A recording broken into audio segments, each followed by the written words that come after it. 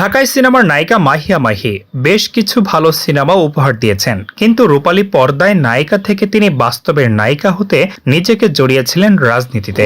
আওয়ামী লীগের একজন সক্রিয় কর্মী হয়ে ছুটে বেরিয়েছেন দেশের নানা প্রান্তে। গত দ্বাদশ নির্বাচনে অংশ নিতে চেয়েছিলেন আওয়ামী লীগের নমিনেশনে, কিন্তু দল দেয়নি নমিনেশন, তাই স্বতন্ত্র প্রার্থী হয়ে নির্বাচনে অংশ নেন নিজ এলাকা চাঁপাইনবাবগঞ্জ 2 আসন থেকে, কিন্তু ফলাফল শূন্য।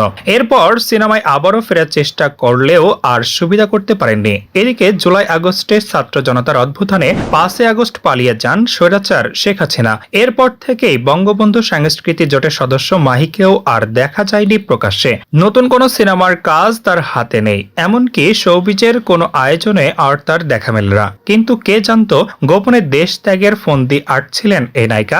অবশেষে একেবারে বিদেশে গিয়ে জানান দিলেন দেশ ত্যাগ করেছেন তিনি। ফেসবুক পোস্টে জানালেন বাংলাদেশকে বিদায়। 19 জুন যুক্তরাষ্ট্রে পৌঁছান বলে নিশ্চিত করেন এই নায়িকা। যদিও নায়িকার দাবি তিনি সেখানে ঘুরতে গিয়েছেন, কিন্তু নেটিজেনরা বলছেন আওয়ামী কর্মী মাহি সহসাই ফিরবেন না।